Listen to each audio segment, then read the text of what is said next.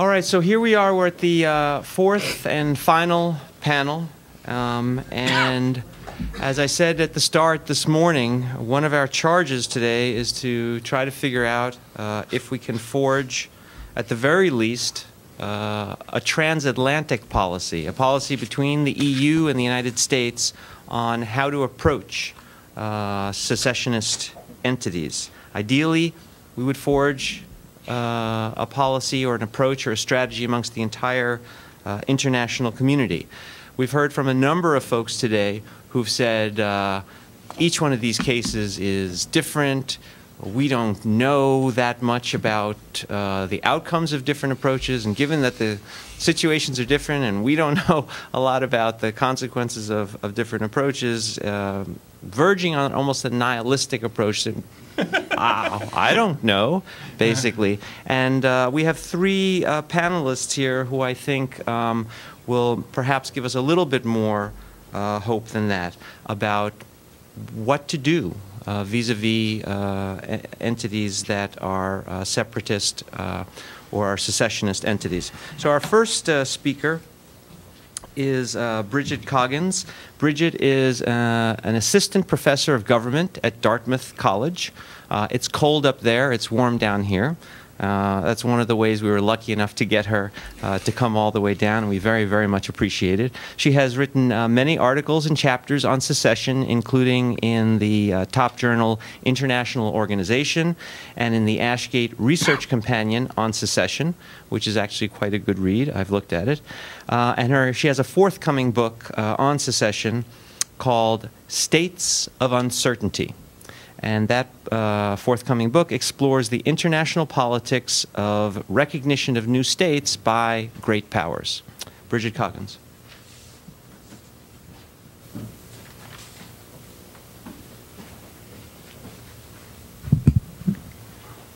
All right. Thank you. The book might not be called States of Uncertainty. It's the title that I prefer. Cambridge wants to call it Power Politics, which I don't know. I like the ring of States of Uncertainty. Anyway, first, before I start, I want to thank Alan for inviting me. And I am an academic, and so this presentation will be primarily, or just that, academic. And so I'm excited to hear, especially from what the diplomats and policymakers have to say about what I have to say. Also, lest you believe that the quantitative results that I'm presenting are all that I'm interested in, rest assured that I'm dogmatically non-dogmatic. And I also am very interested in the case research and the specifics of these cases. But because these were well covered, I'm not going to cover them today. So today I'll talk about responding to secessionist demands for self-determination. And I'm shamelessly catering to the Longhorn demographic with the colors. When we look at the international system, over the last 200 years that political scientists have been paying attention, in the first 100 years, the system doubled in its membership from 25 to 50 states. And in the second 100 years, nearly 100 years, we saw a quadrupling of that number. So here's the chart to undergird it for you. And so what happened during these years in the international system, particularly in the time since World War I, to cause the number of members in the international community to quadruple? If you've been to the United Nations lately, you realize that we're almost physically running out of space. And my answer, in looking at the new states that were born, is that overwhelmingly these states are new states that have demanded formal independence from their governments. That means that they are not states that were unilaterally decolonized or states that were born and conquered and reborn in peacetime settlements after war. They're states that have made demands, either anti-colonial demands or secessionist demands.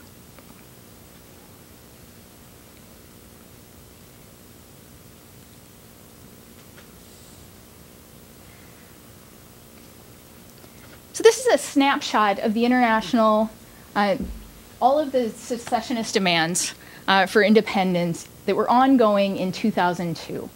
And when I talk about secessionist demands, I'm talking about groups that are formally demanding independence from an existing state in order to create a newly independent state of their own. And that means operationally for me, or the way that I see, the way that I know that I'm looking at a secessionist movement in my work, is to look for a demand of independence, either a formal demand of independence or a platform of independence. So the SNP, for example, would have a platform of independence, or violence with the clear intention of creating an independent, a newly independent state.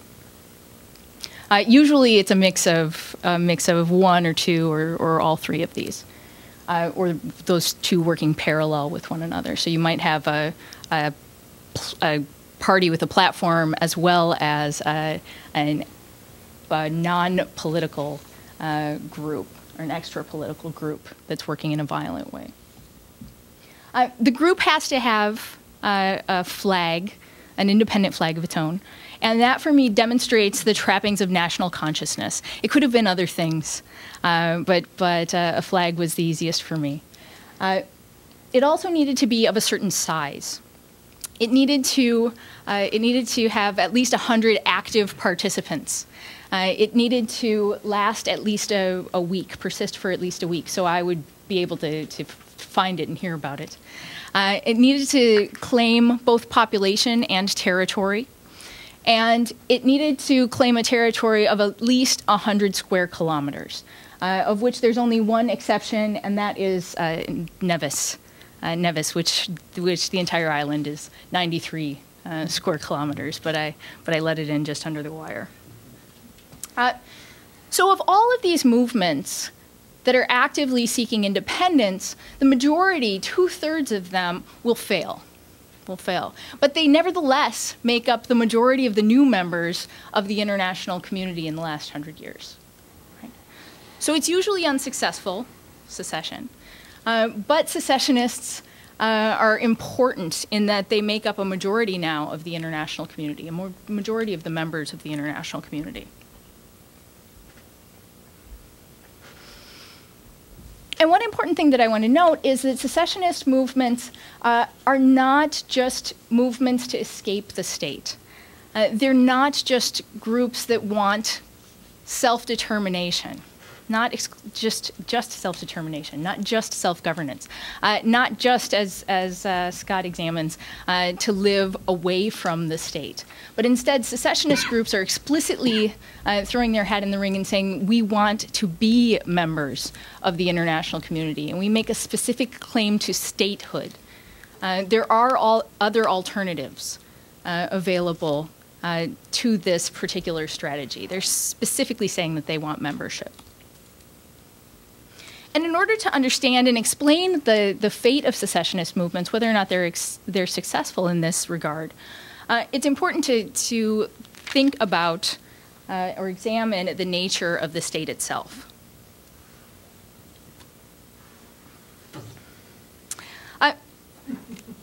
There are two different arguments about the fundamental nature of the state. The first and the most common among political scientists is to argue that the state is a social entity that claims a monopoly on the legitimate use of force within a given territory and over a given population, right? The classic Weberian definition.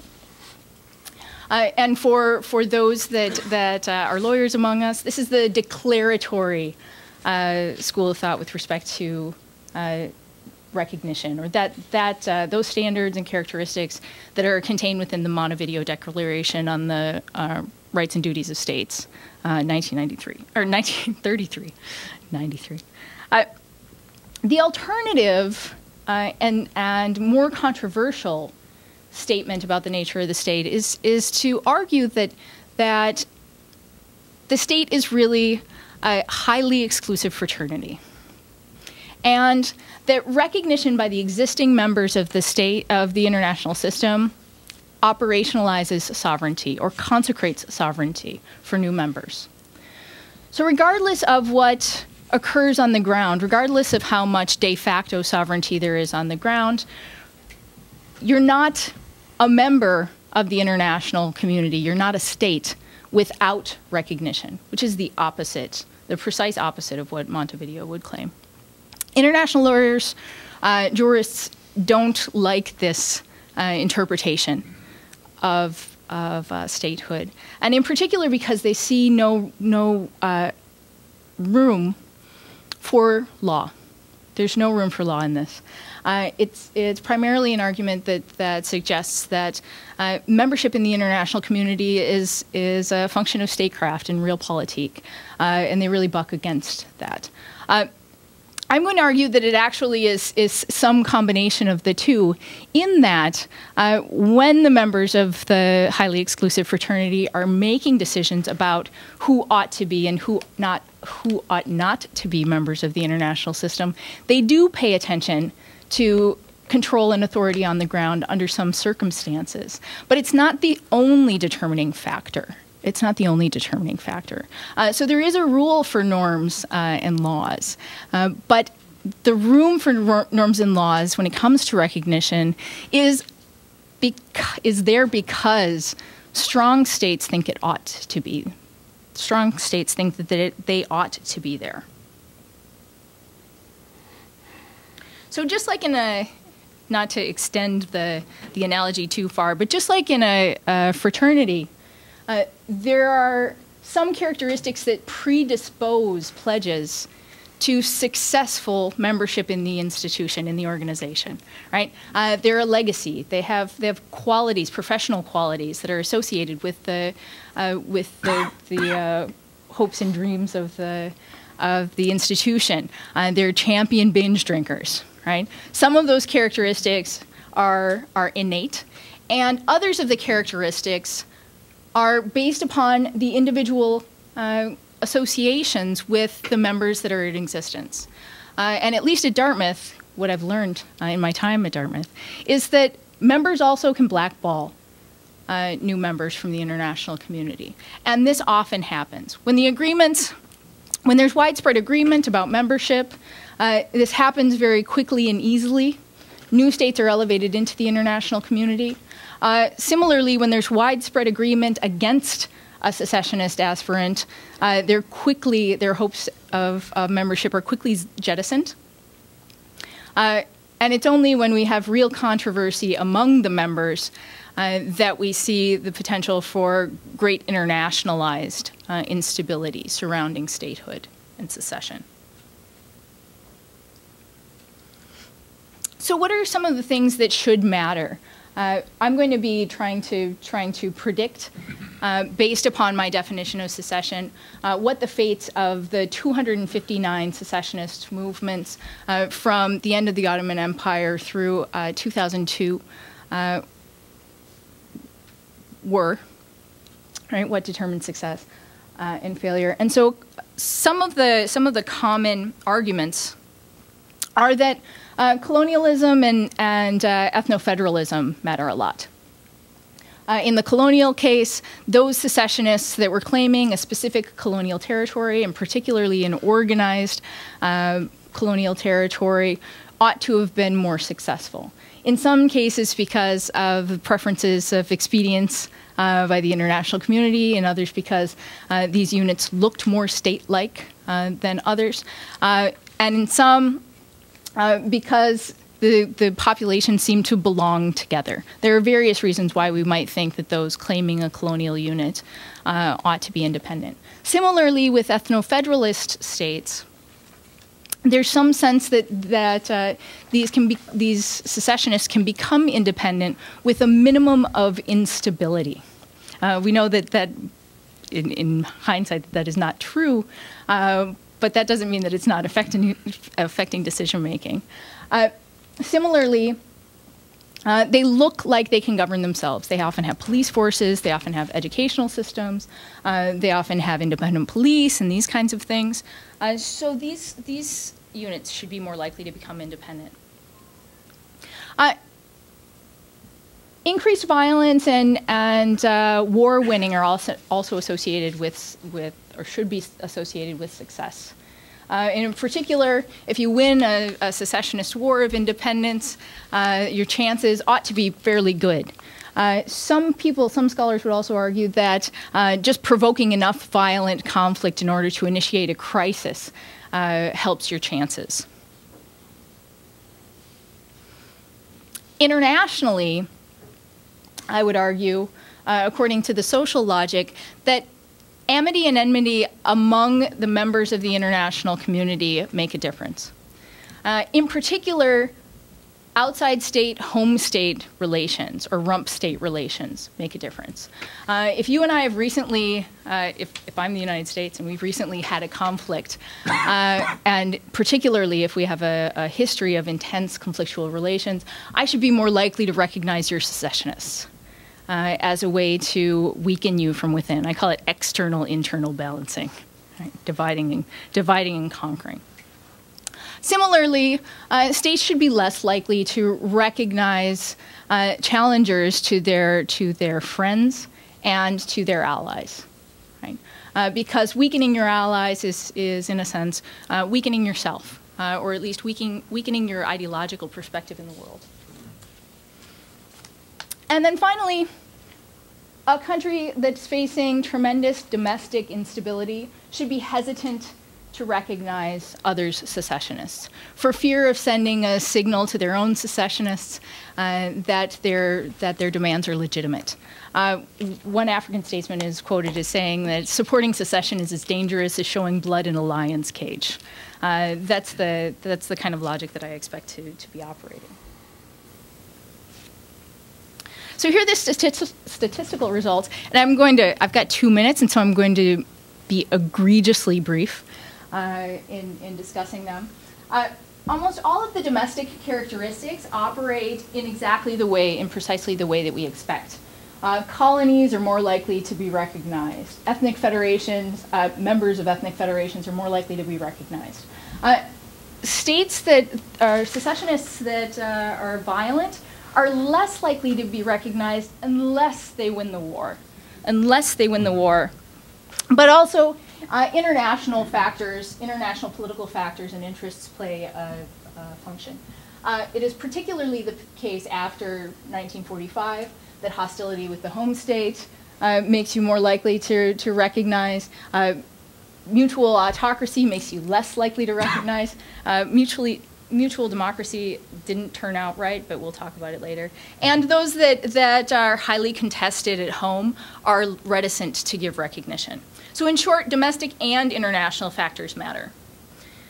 But what matters most, the factor that had the greatest impact, is others' recognition, and others' very recent recognition.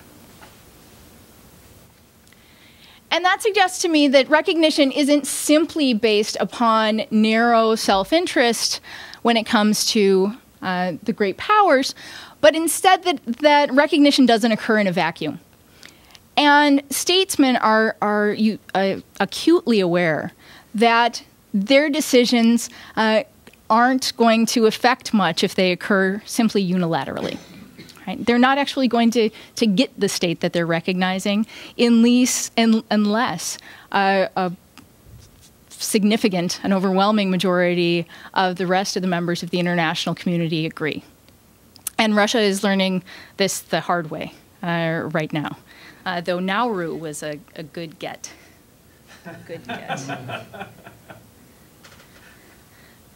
So systemic incentives also favor coordination among strong states. And what does this mean for secessionism in Europe? There are a number of things. I think that when it comes to secessionism in Europe, that because of the transatlantic agreement over many of the interests that states have in common, that it's highly unlikely that we're going to see much change or much instability in relations. I think it's very unlikely that domestic constitutionalization is going to take place, either within the states that are likely to face secession or within the European Union via codification, and there's going to be strong favor for the status quo. And then finally, I think that in terms of transatlantic cooperation, we're not likely to see greater depth or breadth of cooperation. Instead, we're likely to see ad hoc but coordinated recognition. There's a great recognition that, or acknowledgement that opposed recognition breeds instability, and so I think that they're acutely aware of that and want to avoid it. And I'm not convinced that either greater adherence to existing laws or a greater propensity to recognize will have desirable long-term effects. And hopefully someone will ask me about that, because I've run out of time, but I'd like to talk about it.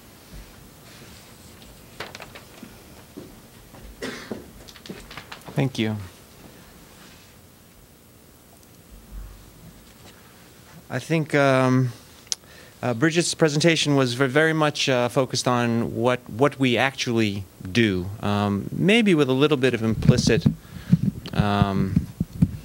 inferences about what we should do. And I think these next two presentations will be more explicitly turning to normative questions about what we should do. Our next speaker is Mikulas Fabry, or Mickey Fabry, who is assistant professor at the Sam Nunn School of International Affairs at the Georgia Institute of Technology in Atlanta. He publishes on topics including the role of external involvement in secessionist conflict in journals such as Diplomacy and Statecraft, and his recent book was published by Oxford University Press, and it's entitled Recognizing States: International Society and the Establishment of New States Since 1776. Mickey.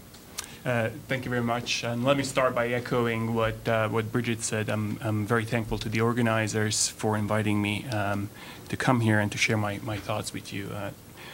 Thank you. As you heard, I come here as a student of international relations, specifically of recognition of new states. I published this study that charts that practice since the 18th century, and my remarks will be very much informed by that larger historical and global perspective. Let me state my central claim right at the very beginning. I see the major lesson of the most recent controversies in the Balkans and the Caucasus as the necessity of having a principled as opposed to unilateral ad hoc approach to foreign secessions. This is not an argument against all ad hoc approaches or against all unilateral measures. It's merely an argument that foreign policy, including unilateral and ad hoc measures, needs to be justified by reference to clearly articulated, generally applicable basic principles or rules. And that need, I think, is even greater when it comes to really contentious, inherently difficult and conflict-prone issue areas such as secessions. In the absence of shared rules or principles, there is no disinterested basis to get others' cooperation or to oppose others' actions. And to get its way, a country needs to depend a great deal on hard power, which is very costly.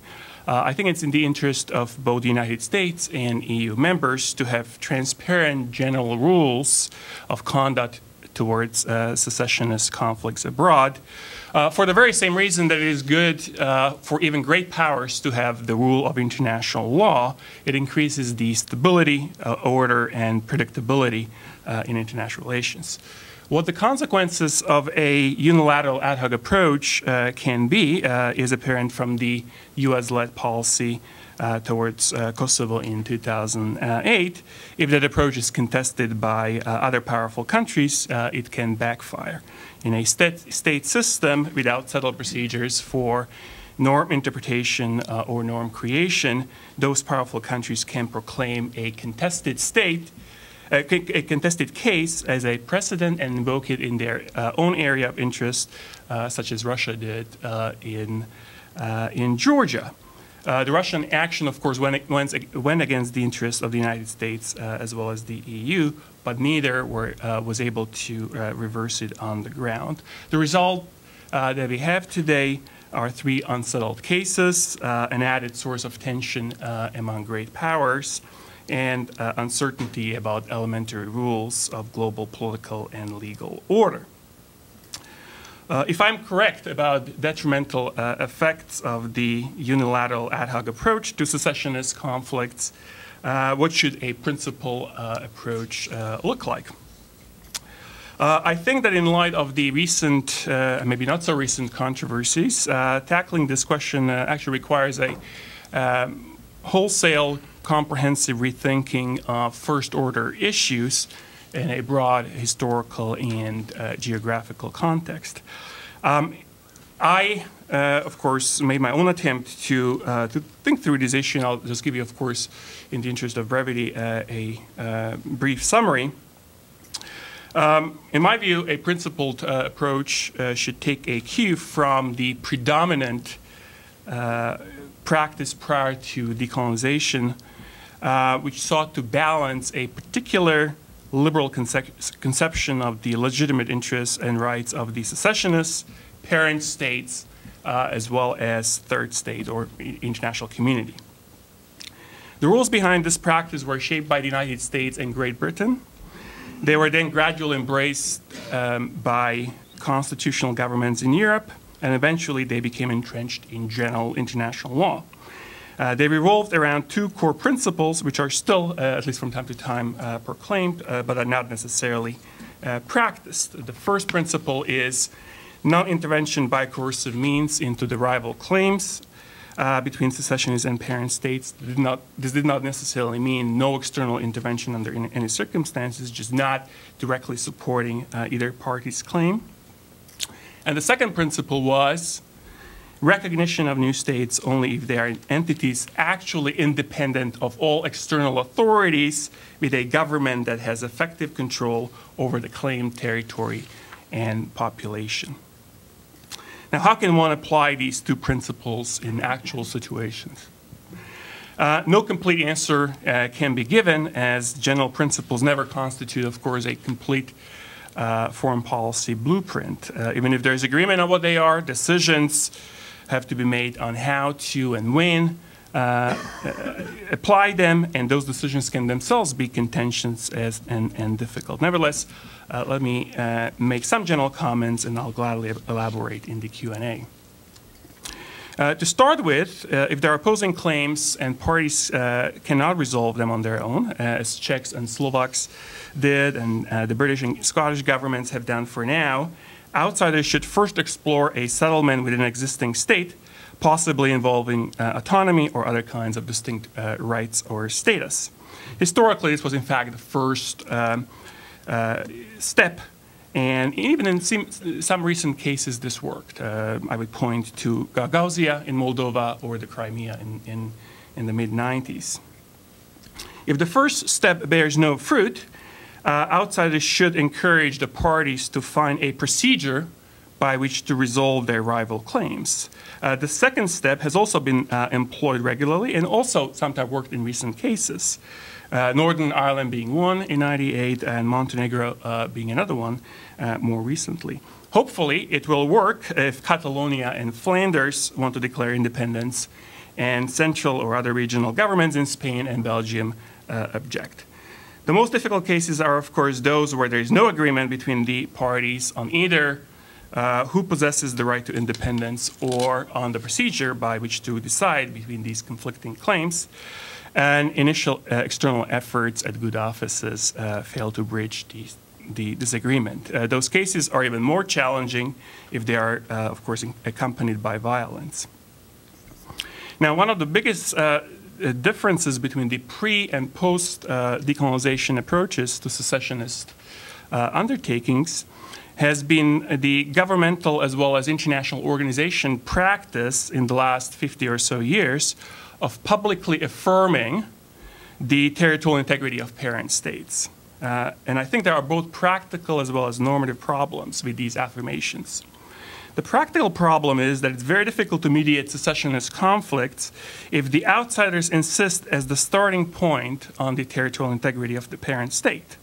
Unless one party to the dispute is very weak, mediation is likely to be successful only when mediators are neutral and impartial with respect to the core issue of contention. Why should Georgia, Azerbaijan, or Moldova have compromised on the status of their secessionist territories for the last 22 or so years if their territorial integrity was internationally affirmed to begin with? If the secessionists are able to resist parent states on the ground, as they were in these cases, external affirmation of territorial integrity of parent states is a recipe for never-ending conflict and dysfunctional parent states. The normative problem was articulated by numerous leading foreign policy makers in the past, including John Quincy Adams and Woodrow Wilson. According to them, it's not a business of international society to affirm or protect territorial integrity of countries against internal challenges against their citizens' claims. That would perpetuate existing states regardless of the treatment or wishes of their population. It is up to each country to earn the loyalty and allegiance of its inhabitants. Now, I would argue that if there is persistent conflict over statehood, outsiders should try to minimize any harmful effects and explore any possible compromise solution, not excluding sovereignty and border changes. The goal should be functioning state or states that control their territory and enjoy the legitimacy of their population. If a new state is to be recognized, it can be asked as a condition of its recognition to compromise with the parent state on a peace agreement and to fulfill various international standards, including in the area of refugees and minority rights. All of this should apply, I think, even if there is some kind of external military intervention. There is no substitute for effective, internally legitimate states. Now, why should effective or de facto statehood be the standard of recognition? Again, there is a mixture of practical as well as normative reasons. The practical reason is that effective statehood is the opposite of failed statehood, which is detrimental to both citizens internally and third states externally. If recognized states are not effectively controlling the population and territory they claim, as Georgia, Croatia, Bosnia, Azerbaijan, or Moldova were not at the time of their recognition, one of two outcomes has tended to follow. Either there has been enduring internal conflict, which can have spillover effects externally, as we learned in Georgia, or outsiders have chosen to intervene in these states and affirm their territorial integrity, as in Bosnia and the Fry, Serbia and Montenegro in '99. These interventions have themselves not been without challenges, as they required costly, intrusive, long-term involvement on the ground, with no promise of an internally legitimate state once outside presence ends. And as we learned today, it doesn't look, certainly in the case of Bosnia, as that's going to happen.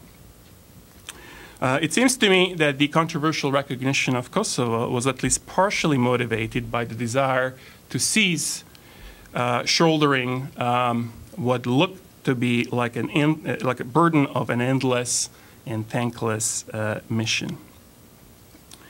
The normative case for effective statehood as the standard for recognition is this. Only in a handful of cases has there been an agreement between secessionists and parent states on who is entitled to independence and or by what procedure can that entitlement be exercised. In the absence of such agreement, effective statehood in which the population accepts in its everyday life the authority of new rulers has proved to provide the only reasonably objective evidence that a group of people consent to form an independent state together. This presumed popular will was why the parent state was considered to have lost the right of territorial integrity over the emergent effective state, including the right to recover it by force, and why it was considered to be eligible for foreign recognition. And I'm not sure, I'll end on this now, I'm not sure that a better standard can be invented in today's international system.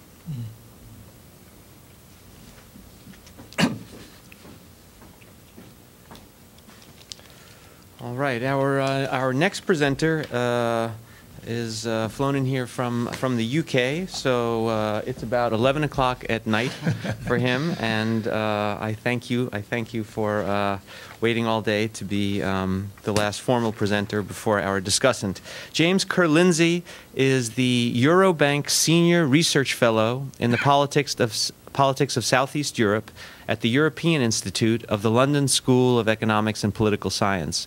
He has published widely on secessionist conflicts in Cyprus, Serbia, and Georgia. He's the author of a 2009 book entitled Kosovo, The Path to Contested Statehood in the Balkans. And his most recent book, by Oxford University Press, is entitled The Foreign Policy of Counter-Secession, Preventing the Recognition of Contested States. James. Alan, thank you very much, and thank you very much for the very kind invitation to be here. Yes, it is getting late. It's getting late for everyone, but especially for me, so I'll try and be as lucid as I possibly can. I can't come all this way and not start off without saying we've got a problem. Yeah, I was very tempted to call on a particular Texan city, but we're obviously not there. But we do, in all seriousness, have an issue here that we've got to try and deal with. And Europe is becoming a real testing ground for how we deal with matters of secession. And there's a very, very wide gap that's opening up. And it's quite telling if you look at the map of Europe and you sort of see on the western side, you've got a number of separatist conflicts that are emerging, or issues, I should say. And I should perhaps shy away from using the word conflict, because that does obviously have particularly negative connotations. I don't think that we can think of the cases of Scotland and Flanders, or even in the case of Catalonia, where there is obviously a much greater degree of contestation, in the same way that we can actually look at the conflicts that exist in the eastern part of the continent and the problems that exist there. And I'll touch on that in a little while. But I would also like to say that I agree wholeheartedly with Mickey that I don't like this idea of having particular sui generis cases. I don't buy into this. I think that we do need to be thinking very seriously about principled approaches and how we can come up with models that will work and will apply much more widely across the board. I looked at the case of Kosovo, and that's one that I'm particularly interested in many ways because of the way that it's developed on the international system and how contentious it's been. You know, and I remember maybe about 6 weeks before Kosovo declared independence, speaking with there was a very, very prominent British diplomat who came out of the UN and gave a statement that was absolutely incredible at the time, and sort of said, look, you must understand, you know, we have the principle of territorial integrity and we have the principle of self-determination. On certain occasions, the principle of self-determination must outweigh the principle of territorial integrity. I couldn't believe this when I heard it. This seemed to turn everything sort of standard sort of policy on its head. And a couple of days later, I was speaking with somebody from the Foreign Office, and I said, look, you know, did I really hear this? And he said, yeah, but we're hoping no one else noticed. This is absolutely not British government policy. Everything in its power has been done to try and avert this idea that self-determination leading to independence is actually becoming an established norm of international politics. And so hence you had the creation of this idea that Kosovo was sui generis. And I think, you know, the point was made this morning, well, several points about the sui generis argument that arose, which I think I would fundamentally contest. The first is this idea that, you know, what happens in one place doesn't necessarily have a knock-on effect. And I think there's one word that completely challenges that, and that's Taiwanization.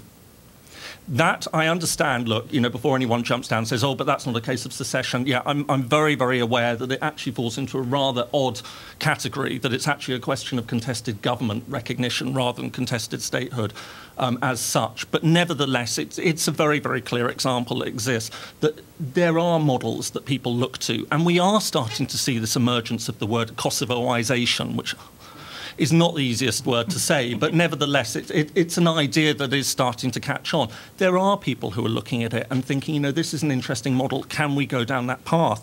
And I think that there's three, you know, if you break the Kosovo case up into its constituent parts, you do actually end up in very, very troubling situation if you want to say, well, look, you know, these provide the criteria, if you like, for others to follow. The first is the question of human rights abuses. Now, absolutely anyone who has studied the case of Kosovo wouldn't for one moment challenge the atrocities that took place there. That is absolutely beyond question. I mean, you'll have a few nutters who will say, oh, no, it's all made up and everything like that. And, you know, there are, on a more serious point, there are questions of timings and things like that. But essentially, this is not the question in point. I think the problem that we arise is that if we say, well, look, you know, on the basis of the atrocities committed in Kosovo, the people of Kosovo have a right to independence, then we are starting to create moral relative arguments as to who can and cannot have it. Why do the Turkish Cypriots not deserve independence on the basis of the suffering they went through in the 1960s? We don't for one moment have a right of independence for northern Iraq, when we can actually say that, you know, Saddam Hussein perpetrated, you know, horrible, horrible atrocities, again, absolutely proven against the people of northern Iraq, except that we keep saying to the Kurds, look, you must remain within a united Iraq. Sri Lanka is another case. I think that we have seen appalling atrocities committed there, and that's something that pretty much goes unnoticed now. We haven't said to the Tamils, look, on the basis of that, you have a right of secession, although that really obviously is not a viable option anymore. I think the second problem that I have is this idea of looking back to the 1974 Constitution and sort of saying somehow that created the conditions for Kosovo to have independence. I think that there's two real problems that one has here. One is the Badinter Commission, which was called together and which actually explicitly rejected the idea of Kosovo having a right to statehood, and that was a decision that was made in the 1990s. But there's also another very, very telling argument against it, that if you actually look at it, another territory which had an equivalent status to Kosovo within the former Yugoslavia was, of course, Vojvodina. Nobody under any circumstances wants to raise that as a potential issue of independence in Serbia. There was a case of the German ambassador in Belgrade at the time of the Kosovo talks who rather stupidly raised this as an issue and was immediately hammered down for it. In fact, actually, he was made to account for his statements before the German parliament because it was seen as so potentially destabilizing. And I think that you do end up in a situation that Kosovo did fall into a certain particular situation within the former Yugoslavia. It had many of the rights of the six republics, but crucially it did not have the right of secession, nominal, real. And I also recognise that there is a certain confusion between who actually had the right of secession in Yugoslavia. But I think it's important because then you start to say, well, you know, are we creating other categories of who has a potential right of secession under constitutional structures in other parts of the world?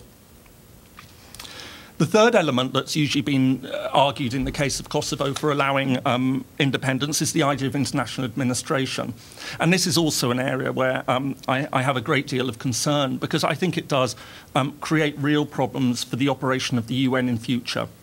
If people will look and sort of say, well, look, we have a conflict on the ground in this particular country, if the parent state sees and uses the idea that Kosovo is going to become a precedent for the situation in their country, I think you create a reluctance and you create a disincentive for allowing international intervention into that situation. And this was, in fact, actually a point that was brought up in the International Court of Justice opinion, the court case against, on the question of the legality of Kosovo's declaration of independence. It was explicitly raised by the Republic of Cyprus, which, of course, also has a UN peacekeeping force on its territory, and says, look, you know, we have very, very real worries about this, the consequences of this, that in actual fact this may complicate efforts by the United Nations to act in future if countries feel that in actual fact by letting in the United Nations they're opening the door in future for potential independence. So I should say that, as I say, I do have real problems. But in any case, I think the way that Kosovo has panned out, we have to be realistic, is we've actually rather been let off the hook. Thankfully for the UN, for the EU, I should say, on this case, because that's provided important leverage over Belgrade. And I think, whatever anyone would say, the clear evidence is that Belgrade is moving quite clearly towards an acceptance of an independent Republic of Kosovo. I have no doubt in my mind that that essentially is going to be the end game, that Belgrade knows it. What they're trying to do is work out the best possible conditions for that to happen. Now, it's not going to happen immediately. There is a number of steps that have got to be taken, but I do actually think that this is exactly what's happening. I spend a lot of time in Serbia. I speak with ordinary Serbs. I can tell you Kosovo is so far down their list of priorities on a day-to-day basis. Their economic problems are so huge that this is really what takes up their thinking. It's not Kosovo anymore. And also, I think that the people of Serbia have come to terms with the reality of what trying to integrate Kosovo back into the Serbian state would mean in real terms. It would be terrible for them. They understand. They know what a problem that Kosovo was in the past politically. They know what a drain it was economically. Trying to reintegrate Kosovo in when it obviously does not want to be part of the Serbian state is something that most Serbs now recognise is actual folly. It's not something that they should be pursuing. The trouble is, as ever in these situations, it's trying to find an honourable way out. And this was a conversation we had over lunch, and I think that this now is the key issue that we need to be looking at. So in many ways, I think in actual fact, when judged by history, looking back, I have a feeling that Kosovo will in actual fact come to be seen more like Bangladesh. That was highly problematic at the time, that came about because of a certain set of circumstances, but eventually it was able to join the UN when Pakistan accepted the reality of its existence. And that's what I think we're dealing with now, except that we have one major problem in all of this, and this was brought up this morning by Jerry, which is Russia. I think, we can look at the case of Kosovo and we can say, well, look, Serbia's moving in a particular direction because of the EU, and that it's likely to be willing to relent under certain conditions. The problem is this does not get us off the hook with Russia. Russia is, in many ways, the situation we see in the Caucasus, and I think this came out this morning, is very much a product of what happened in Kosovo. And I know that people would say, well, it was, Russia was just using it. But, I've spoken with a number of Georgian officials who have said time and time again to me, in the months leading up to Kosovo's declaration of independence, when it was clear what was going to happen, they were telling Washington, they were telling London, they were telling Paris, if you go ahead with this, we will pay the price. It will be us who bear the consequences for your decision on Kosovo. And this has been, as I said to me at very high levels by ministers, by senior diplomats on a number of occasions that they had been sending out the warnings. Now, I mean, as I say, you can make the argument however you want against Russia's actions, but that is simply the fact as it was. That Russia used this, it saw the opportunity. I actually have a feeling that it was rather forced into this because of public opinion questions that came up. And I remember discussing this with a very senior British diplomat who had served as the ambassador in Moscow.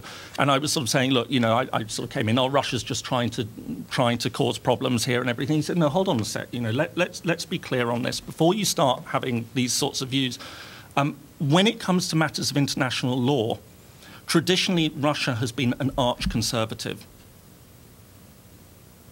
It isn't actually anti-systemic in its usual approach. It very much works within the UN. It sees a great advantage of working within the UN. It's had a lot of support over the years from that. It can build up coalitions in many ways much more easily than the West. It actually wants to work within these boundaries. But he, too, was very much of the opinion that this was going to have negative and knock-on consequences. And I think in many ways we did see that. The question is now, if Russia acted in this way because of public opinion, because of what happened in Kosovo, even if Belgrade relents on Kosovo,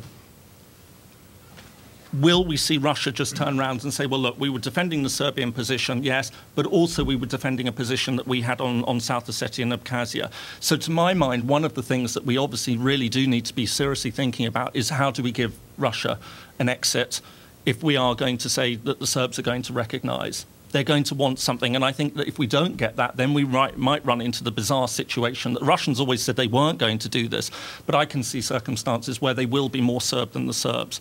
And I think we've actually recently started to see that. I'm just trying to remember exactly what the incident was. Maybe Jerry will recall. But very recently, within the past 2 weeks, there was a case when, in actual fact, the European Union actually had to ask Belgrade, will you have a word with Moscow to help us do something in Kosovo. And in fact, actually, Belgrade did just that and said, look, it would be helpful to us if you would relax your stance on this particular issue. So we're already starting to get into that sort of territory, and I think that this is something that we do need to think about. And I think that there are wider issues that we need to consider here about the way that the international system is working. And I think I agree again very much with Mickey that we have a certain structure that exists that has its faults, has its problems, but has actually provided us with a high degree of stability, if you like, in terms of secession over the past 50 years, and that is now starting to break down. And the question is, can we find some sort of way of pressing a reset? That again comes back to Russia. But also, I think, we have to be aware, China, other emerging regional powers, will they be saying, well, look, if you're willing to work outside of the UN because you feel that the circumstances within the UN weren't propitious for what you were trying to do, then why can't we do that? It works all very well when it has been the case that Europe, the United States have been top dogs. We've been able to control the system much more effectively. That, as I say, I think we can all recognise is starting to break down, and that's going to raise very real questions. And I don't think it's necessarily just for Russia and China. I think we could be seeing regional actors behaving in certain ways. You can make a case in many ways that Turkey has already done that with the Turkish Republic of Northern Cyprus, but could we be seeing that sort of situation perhaps emerging with Indonesia, for example, and certain countries in Africa? I think I'm aware that probably time is starting to run out. I get my notice. I think we also have other issues that are emerging, which came up in the afternoon panel, and that is obviously, and returning to this question of secessionist movements in Western Europe. And even there, and maybe I should also include Canada, so not that Canada's moved over to Western Europe, but you see the point that I'm making. That are we creating a problem of parochialism, that we're willing to offer certain countries under certain circumstances a route to independence? And I find that very troubling because, in fact, actually what we're doing is in many ways rewarding communities that have had the good luck to develop in societies which are amenable to their independence. So the Scots will get independence because the British government has said, look, we understand where you're coming from. We understand that you've got a legitimate right to make this decision. So good luck. Take your vote. If you want to go your own way, then we'll have a negotiated settlement. Meanwhile, we're punishing communities that are emerging in countries that don't have those democratic traditions, or where the structure of the state is such that that's prevented. And I think that this is a real problem that we've got to grapple with and think about very, very seriously. This does create an odd paradox. And it is going to then create a situation as well that if we see an independent Scotland emerge, and I know that there's a difference of opinion on this, and to be fair, I think the opinion polls at the moment are showing that that's unlikely to happen, but, odder, stranger things have happened. So I wouldn't count it as beyond the realms of possibility. That will open up questions, and I do believe that whatever was said, it will have a very, very serious effect on Catalonia. But I think also it's going to start having a very serious effect on the Balkans. That people there will argue, well, why is it okay for the Scots to have a vote on their future, but for the Serbs in Republika Srpska not to have that, for Albanians living in Macedonia not to have that same right? And it's going to become increasingly difficult for the European Union states to make an argument and uphold that position and say, well, again, it comes back to this point. They're lucky enough to live in states which allow that to happen. You don't, you can't. Are we actually sowing the seeds again for armed uprisings and the problems that creates? And I think that this is something we do need to be thinking very, very seriously about, and how we can communicate this and how we can talk about this. Because ultimately, I am starting to come to the opinion that I do believe that it is possible to create the conditions for negotiating secession. Unfortunately, time does not allow, and seeing as I think it hopefully will be the subject of my next book, and I'm just starting on it, maybe watch this space. I think that we can actually see the conditions whereby territories can negotiate their way out of states if they're not happy. That I think that there are actually a whole range of conditions that you must fulfill. But actually, if you start to think very seriously what it is in any given situation that the parent state is actually most concerned about, then I think that you do start to create the conditions where we can see potentially moves forward on dealing with secession. Now, this obviously is not going to work across the board. I think it does still favour those countries which are more willing to get engaged in some sort of democratic process. But I think that we can see options for dealing with it in the future. In the meantime, we are left in a very, very difficult position. I think every one of us who looks at secession, is interested in it, is trying to grapple with this very serious question. We recognise that in many ways, many of the old models are no longer working, but we just don't know how to move to a new one. And in fact, again, I mean, I think I've rather agreed with you a lot, Mickey, this talk, but I would finish on the same note, that I think in many ways the problem we have is that we have a particular setup in the international system which is making it very, very difficult to open up debates on the question of secession and change the way that we approach it. So I'd love to say that I have some answers at this moment, but sorry. Thank you.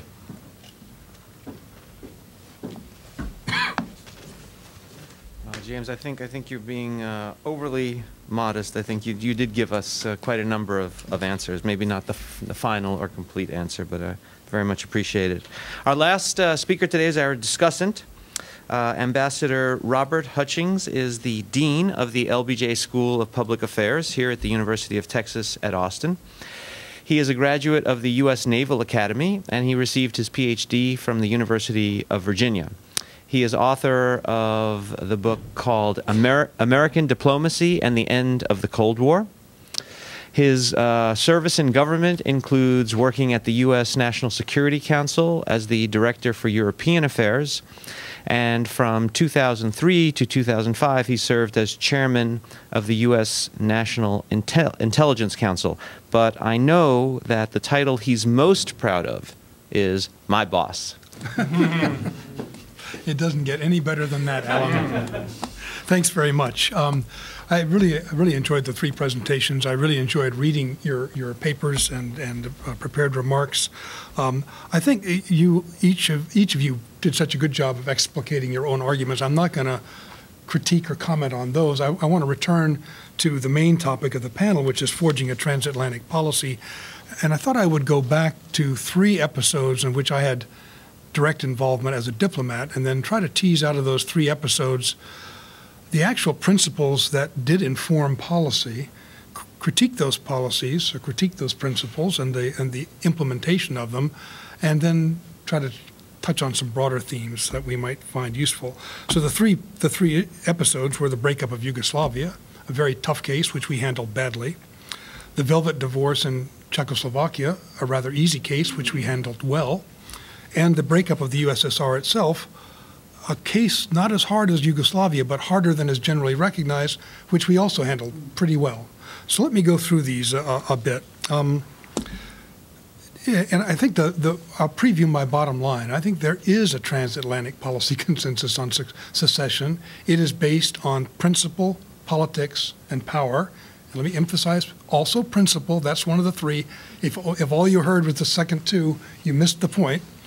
It is not based on international law and is not based on precedent-setting doctrines. This gets into some of the arguments we've just heard. Statesmen refuse to be held to precedent, hate to be held to precedent-setting episodes. President Obama was at pains to say the intervention in Libya was sui generis, not an Obama doctrine, nothing to be applied to Syria, special case.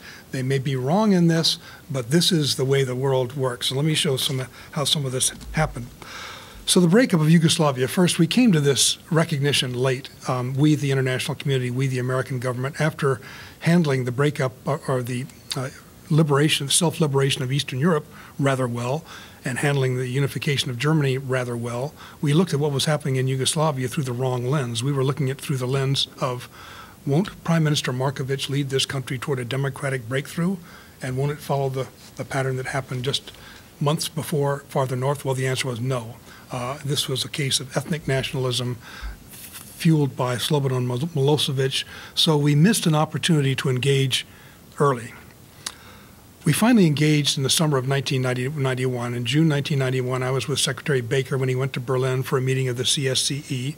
We actually got all of CSCE, even the Yugoslav delegation, to agree to a statement condemning or opposing the prospective breakup of the delegation, and also to condemn the violence that was perpetrated by the Serbian Republic led by Milosevic. Right after that meeting, we went to Belgrade for the ill-fated Baker visit there, where he met with all the Republic leaders and all Yugoslav leaders. We came away from that, certainly Secretary Baker came away from that experience very gloomy. He had tried to encourage the parties to find mechanisms for negotiating their differences. He failed, realized he failed, communicated the same to his CSCE partners.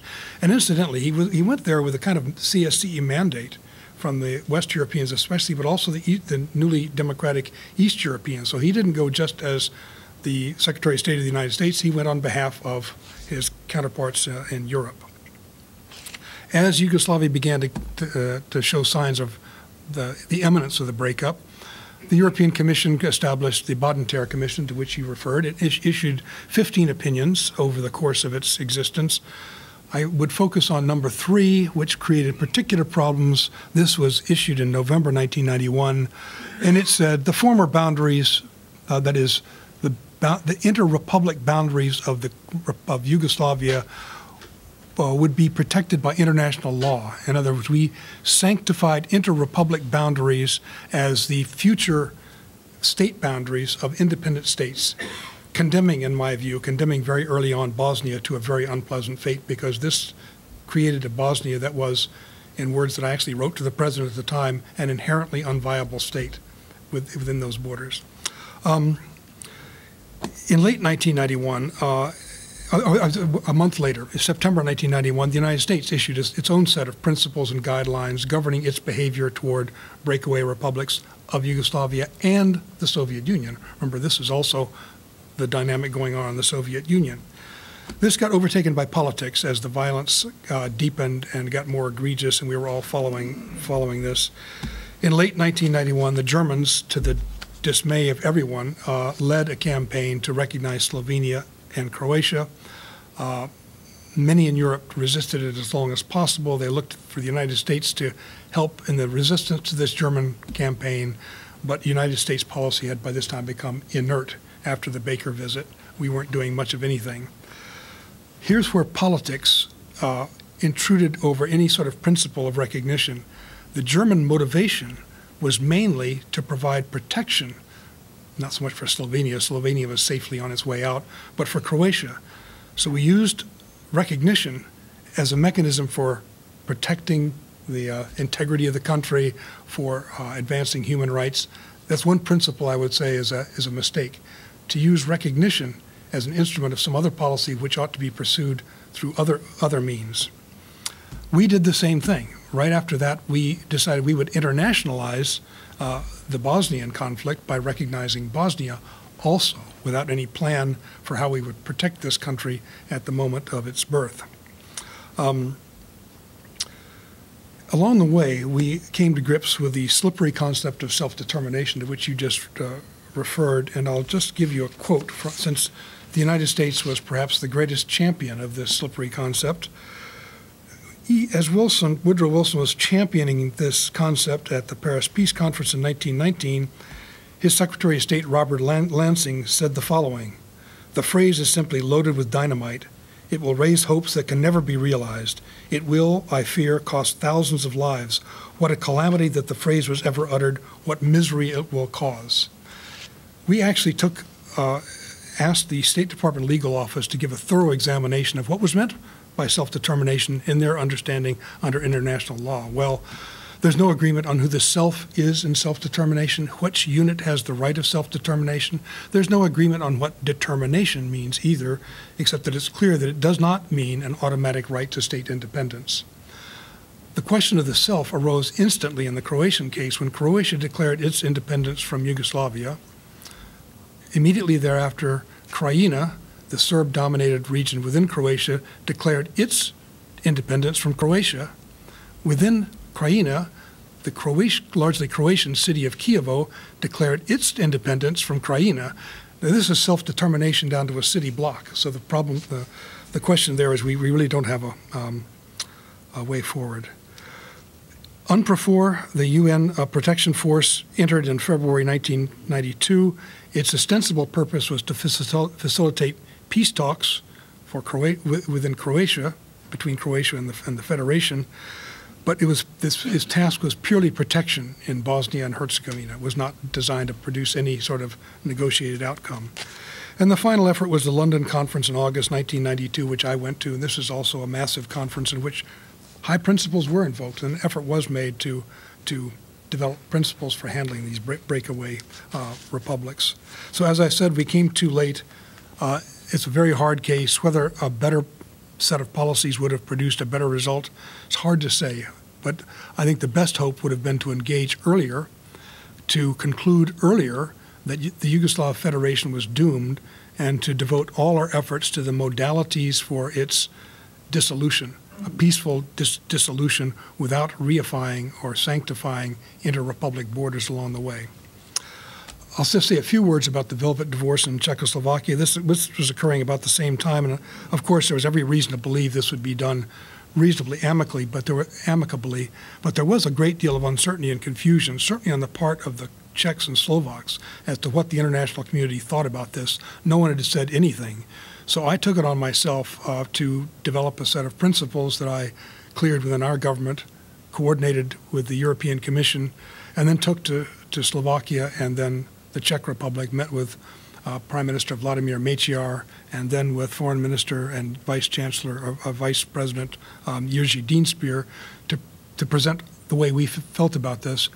There were voices in the U.S. side, including Madeleine Albright, saying that we had to throw our weight entirely behind unity of this republic.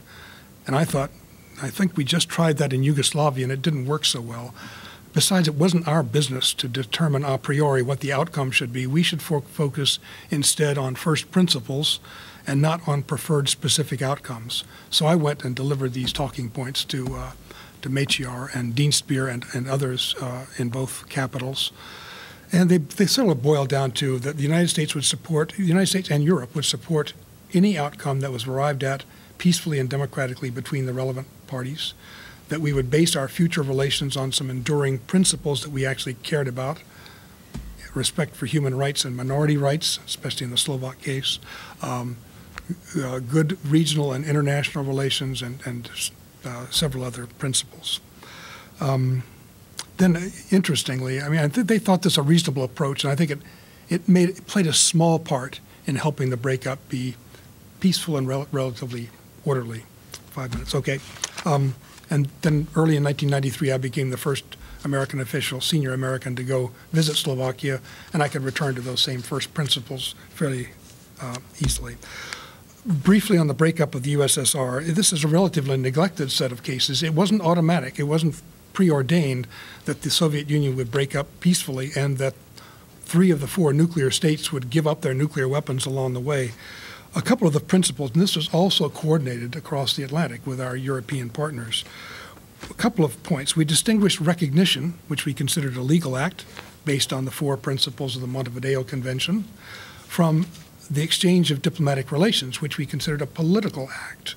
And that was basically up to each state to load up with whatever issues it concerned itself with. Ours were basically the same principles we had been advancing without much success in the Yugoslav case, but with more success there.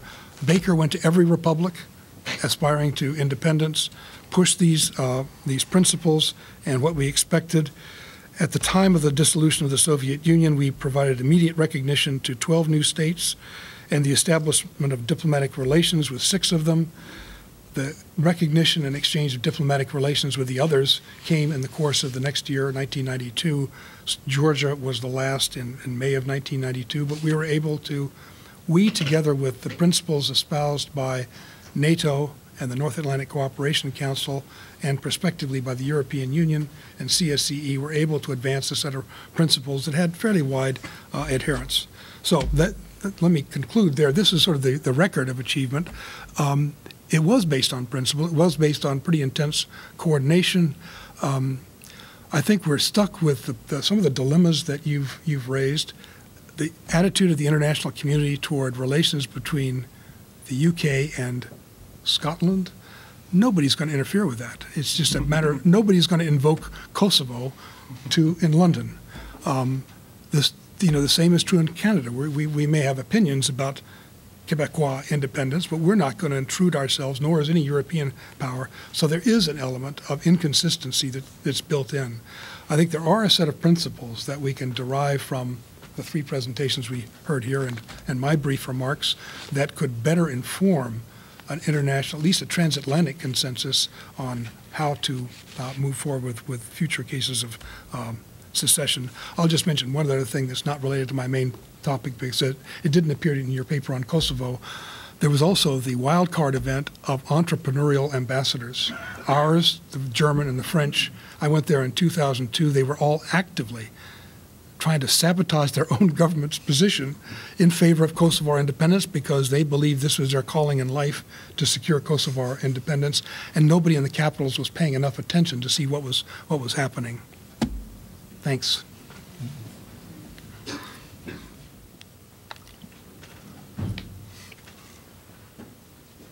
Great. Well, we have time. We have time for questions now, as all day. If you have a question, please queue up at this microphone over here. If we have a lot of questions, we'll take more than one at a time. Jerry Gallucci. Thanks. There's been some talk about norms and a process for reaching norms in terms of secession. And I'm struck by something that various speakers have sort of hit on one way or the other, but I want to just mention directly. We have a process. It's called the United Nations Security Council. And the UN Security Council, if in fact it was engaged fully, for example, in Kosovo, the outcome there might have been, still could be, different. And in fact, the Security Council exists for such purposes. But my question is this. If you're looking for a model or some theory of secessions, might it be useful, and I say this with a devilish smile, to look at who made the biggest mistakes and what were they? There was a reference, for example, to the German approach on Slovenia. I think that was a big mistake. But I'd like to get some reaction to this, if it's a possible way to get a handle on this. Who made the biggest mistakes and what were they? Why don't we take another question from Sandy Levinson? It's quite different. You want to wait? Okay. I don't want to make you stand, but okay. Folks, who was the biggest numbskull and what was the numbskull thing they did? I can start. I'll start with Yugoslavia, but also related to Kosovo. What I think might have happened, the best chance of averting the disaster that occurred in Yugoslavia was for the international community to engage massively. I mean massively in 1990. This means boots on the ground, peacekeeping forces, huge development assistance as incentives. To establish a peace conference backed up by military power and economic incentives that enjoyed the support of all of Europe and maybe even the grudging support of the then Soviet Union in the process. I think short of that, the scenario would have played out more or less the same. A half-hearted effort wouldn't have done it. So I'm critical of the international community's failure to realize how serious the challenge to European stability and especially Southeast European stability this posed. But it's hard to see how people could have engaged in that heavy fashion. Similarly, it's notable that the late Dick Holbrooke negotiated the Dayton Peace Accords with no reference to Kosovo, although he inserted, in the second edition of his book, he inserted a second reference to Kosovo to cover his tracks a little bit. Should he be condemned? I mean, this is maybe another failure. Why would you negotiate this without even touching Kosovo, which was, everyone knew, was the next Balkan powder keg, as the language put it. But pursuit of that high objective might have interfered with the deal he was able to get in Dayton. Do any of the other panelists have suggestions? Oh, God. You know, looking at it, you can point the finger very easily at any number of countries, organisations which were at fault. I'm limiting my comments now to the question of Kosovo. But if I would say, I mean, this is not finger pointing, but this is just as a matter of issue. When in mid to late 2005, the status issue really came onto the agenda, and I think that there was a realisation that it had to be tackled, and Qaeda had produced the report and everything. There was a general sense that Russia had bought into this, and the big question I think that many people who've looked at this case have wondered is did we make a mistake? Did we misread what the Russian position was? And I think, you know, it's quite a complicated situation, but to my mind, the critical moment when we lost Russia, and you'll see why we probably couldn't have won them on this, was actually the OSCE meeting in Ljubljana, which I believe was either late 2005 or early 2006, when on the final communique there was a desire to include a reference to Kosovo. And apparently the Russians asked, look, we're willing to go along with this, but it must be a general principle. And the response, obviously, for reasons we've discussed, is that, no, that's absolutely not possible. And so then Moscow blocked it. And I think that that was probably the moment that everything changed in the dealing with Kosovo, that the Russians really started to dig their heels in and thought, well, look, you know, this is a question that, you know, EU, United, or, well, certain key members of the EU, at that point, I think it would be fairly safe to say it was actually really only Britain and France. Germany was a rather late entry into the Kosovo recognition, but they've made up for it since. And the United States took a particular line and sort of knew what this was about. This was about Russia, Georgia relations, and South Ossetia and Abkhazia, so obviously rejected it. But just to say that I think, to my mind, was the critical moment in the whole story, that everything changed on that those final couple of days of the OSCE meeting. As I say, it's not necessarily to point a finger, but just simply, you know, an interesting element in the whole process. No. I have one. I have my. I think my definition of the biggest mistake. I wouldn't. I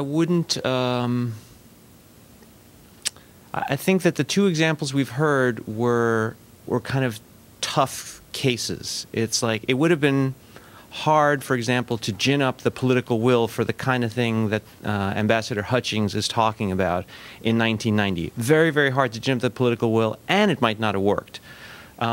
So when you don't do something that's hard to do and might not have worked, for me, that's not the biggest mistake. For me, the biggest mistake is when you grasp defeat from the jaws of victory, right? When you have a really easy thing to do that can work, and then you screw it up. And so for me, it's March 1992, when the EU was being very smart, very, very smart. They understood exactly what was going on in Bosnia. And they said to the Bosnian parties, we won't recognize Bosnia until all of you agree on some political division of Bosnia. And what this meant was that the Bosnian Muslims had to compromise with the Serbs.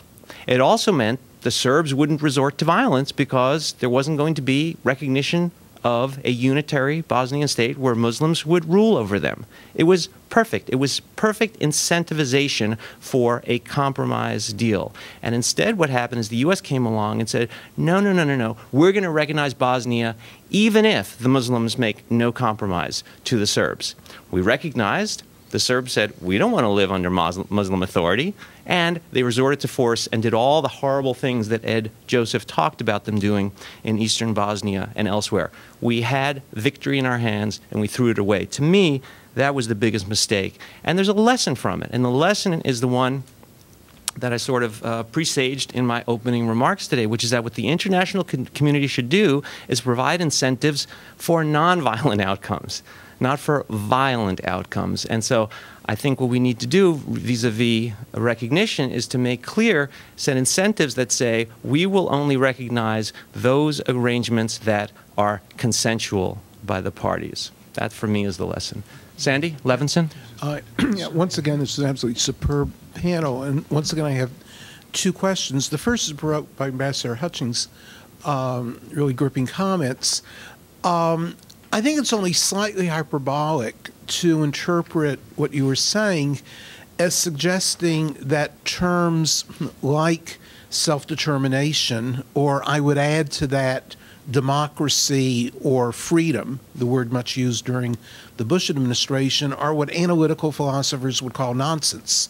That is to say, they can't be given specific enough meaning to be truly useful, but we all know that they have an extraordinary valence in political discourse. And so I think this raises the question of how do we come to terms with a massive disconnect between, analytical political theory or law on the one hand, and the fact that these terms are used all the time at the very highest levels, as President Obama and President Bush both did.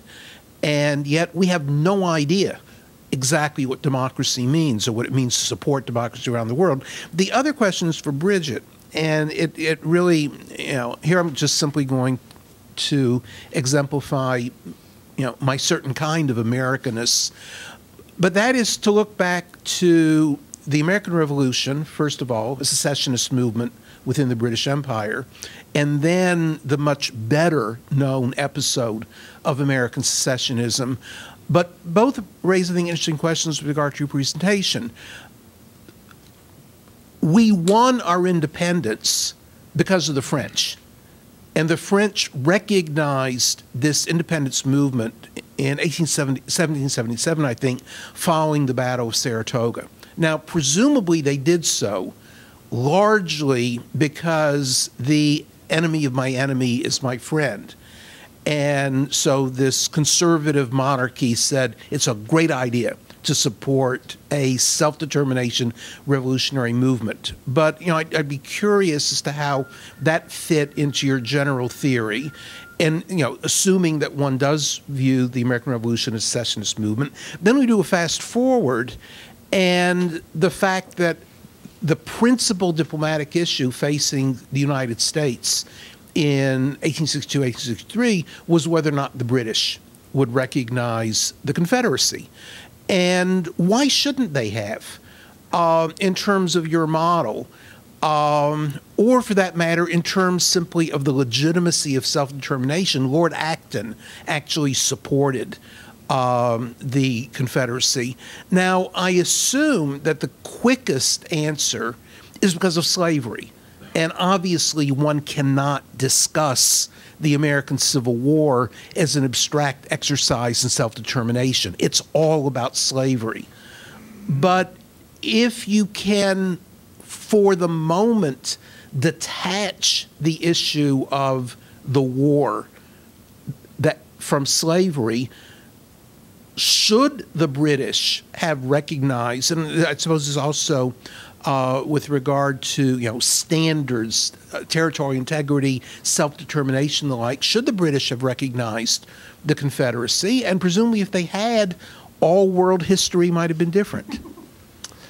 I'm going to ask the panelists. I know that was a long question. I'm going to ask the panelists to respond quickly because we're just about out of time and we still have at least one more question. So if you could run down as quickly as possible, like a minute each. This is spitballing.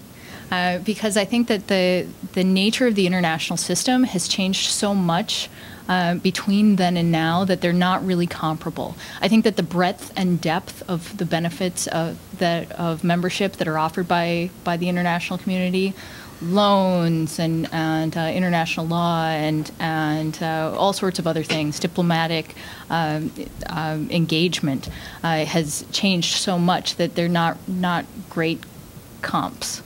On the other hand, I think that a lot of it had to do with the the standards of the day, wherein belligerency and declarations of belligerency and acceptance of belligerency was still seen as neutral, in effect and in reality, neutral. So there were a number of ways that one could help without helping, and I think that it's hard to, in the British case of the Confederacy. One of my colleagues, Bob Bonner, is a historian. He's written actually a lot about Confederate attempted diplomacy, so that's interesting work. But it's too hard to point at one single factor, and I believe that this is the case with all instances of recognition and secession. We can't just eyeball it and say, it's that one thing. Instead, these decisions are interdependent. And they're importantly influenced by multiple factors at once. And for me, one of the important factors that I found has been this enmity between two actors, and that alone would suggest that the British should have, and it would have changed the course of history for sure. Just very briefly, I agree with you. There's an unfortunate American propensity to wrap our actions in very high-sounding but rather muddy terms that we attach all sorts of things to. The case of self-determination was a particularly egregious one because after the post-World War II wave of decolonization, we applied it the U.S. government, before my time, applied it enthusiastically but almost exclusively to the so-called captive nations of Eastern Europe and the Baltic states. But there we were talking about states whose existence we already recognized.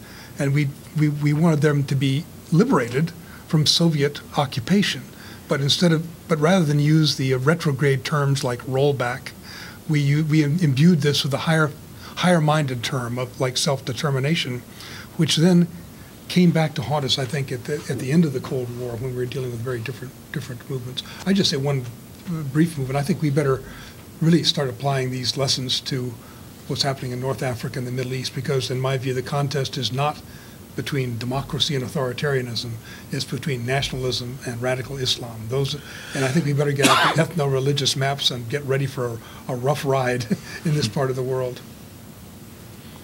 Comments from either of you?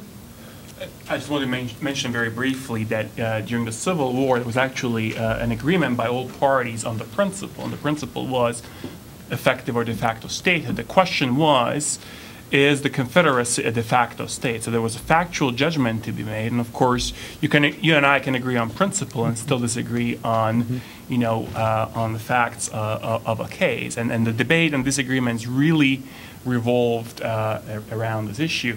In the 1778 case of French recognition, this was very early on. Basically, no recognitions in the 18th century, and there was disagreement as to what the principles are. And the French said different things from most other governments at that time. You think Brett's going to comment on Confederacy recognition in Texas? All right.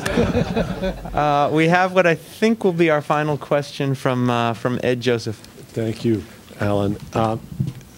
I wanted to say I agree completely with Ambassador Hutchings on this, that in terms of the search of the dilemma, that the search for a principle, we may be stuck with the dilemma, as you said. And you just mentioned the Middle East. I wanted to point out the case that if we look around the world, what's the most compelling, pressing case of state dissolution in the world? It's Syria. These secession arguments have absolutely no relevance, no bearing on there. There's no one there, does the opposition have the right to secede or not? And these formalist things, Kosovo, completely irrelevant from what's going on there. But I think you're absolutely right. We have a much different focus. In terms of the search for principles, one term that hasn't been mentioned in this otherwise very comprehensive discussion today has been the search, somewhat successful search for a principle that emerged from Kosovo, from the dispute over Kosovo, and that was a responsibility to protect. So there was a very serious, my former boss, Gareth Evans, co-led that effort. Still, though, even that you see the limitations because it's all in the application. So Libya, yes, and Gareth wrote a piece, yes, Libya, Russia's not going to agree with that. So you still, there's limits even with that. Very quickly, I was going to say, Alan, that I also question really how urgent or necessary this is for two reasons. The first reason is there's no stampede. I don't see any stampede for secession from Kosovo. These, first, not in the neighborhood. There's still a lingering potential thing, you know, if we see northern Kosovo and Albanians and Macedonia. But really, even in the neighborhood, where you would have that demonstration effect, as you term it, Jason, we don't really see that. Second, Iraq, the Kurds in Iraq, they've been almost totally dissuaded from separation. We've managed to do that. If they, to the extent that that they're not, and if there's another civil war there, they may opt. But it will have nothing to do with Kosovo. Will have absolutely nothing to do with that. Also, the case of South Ossetia. I think we pointed out there again. One country recognizes Nicaragua, that's going to be demonstration. Gee, another one can say, hey, maybe we can be like South Ossetia. We might be able to get Nicaragua to recognize us. And the other thing we forget here is how isolated Russia has been on the whole South Ossetia, not only in terms of recognition, its otherwise close ally, Greece, completely pushed back against Moscow on that. They held the chairmanship of the OSCE. They were furious at Moscow for forcing out the OSCE mission from Georgia. So Russia was quite isolated over that. The other reason here, and this is to wind it up, what I think we're forgetting, we're maybe looking at the problem backwards here, is we're all wrapped up about secession. You have to remember, secession isn't the end of it. It's the search for recognition. You need recognition. And it's the recognizing states control the power of recognition. We have the power to do that. The Kosovo case is so easily distinguishable from Catalan, from so many other cases. The facts matter. In Kosovo, Milosevic expelled almost half the population. This followed 10 years of what reasonably, I don't like to use inflammatory terms, we don't have a lot of time, but reasonably could be called an apartheid regime for the prior 10 years. Do that, which is not to excuse the Albanians. I'm not saying they were wonderful or not. When you expel half your population, I'm sorry, you lose certain rights and privileges, and that's so easily distinguishable from so many other cases. What I think we should do is, if we're concerned about the problem of secession, we're concerned about instability, what we should do is focus on not giving would-be secessionists grievances to secede. We should be encouraging governments to act responsibly. Don't give your secessionists grievances. And in addition, what we should do is, in my opinion, is where states are, majorities in states are acting responsibly, as in the UK, and in my favorite case, as in Canada with respect to Quebec, we should absolutely dissuade the secessionist movement. We should say, you kidding? You live in Canada, a country with the highest democratic standards. You live in Scotland. I'm sorry, we're not interested terribly much in your, if you want to pursue it, fine, but we don't see any compelling reason. Instead, we should focus on those who have legitimate grievances and work to minimize them. That's my opinion. Thank you, Al. Okay, so is the problem of contagion greatly exaggerated? I think that it is an issue. I think it's something that we have to be aware of. I'm rather surprised to hear that Syria, this isn't a problem, because I think most people who look at Syria say, look, this could very well be a significant issue in it. That, you know, Syria isn't a homogenous state as many outsiders might like to look at it and think that it is. And so in the case of northern Iraq, yes, the Iraqi Kurds have been dissuaded from it, but they haven't been deterred from pursuing it if the opportunity arises. And it's very clear that they would take the opportunity, and if any opportunity does arise, if Iraq implodes and that they can get past to Turkey, that's absolutely, they've got all the structures there that, you know, this I think by any account would be a functioning state. Not the best, but it would certainly be a lot better than a lot of the states that currently sit in the UN. I think the question of R2P is tremendously interesting, and it's one that, funnily enough, I mean, we talk about responsibility to protect, but in the case of recognition and state formation, it's the next step along. It's remedial secession. is the element of this. And it's actually been incredible to see just how much states have shied away from this notion. Any discussion about remedial secession is very much firmly stuck within the academic literature. You know, policymakers, as far as I can see, are avoiding this. It becomes so difficult. It becomes very, very problematic in terms of sort of unintended consequences. And again, I mean, this is the point that I think, you know, well, Alan has written on precisely. Do you create incentives then for secessionist movements to make the conflict violent in order to provoke outside intervention on their behalf? And I think it's a very dangerous move. But we do need to also start thinking about it. What do you do in those situations where there have been mass human rights violations, and you cannot reasonably expect there to be some sort of reconciliation between the parent state and the secessionist area? You know, we are going to have to look at it. An opportunity arose with the International Court of Justice advisory opinion on Kosovo, but it was actually very noticeable that the court avoided it. Judge Bruno Simmer, the German judge on the court, actually presented a case in a separate opinion, sort of saying, look, it was essentially him saying, I begged my colleagues to consider this, but they shied away from it. And so, you know, as I say, in the world of policy, I don't think anyone really wants to touch this, but I think that this is something we do need to start thinking about more seriously. Anybody else? I'll weigh in. So I don't think that the Kosovo decision is a precedent for the emergence of additional secessionist movements elsewhere.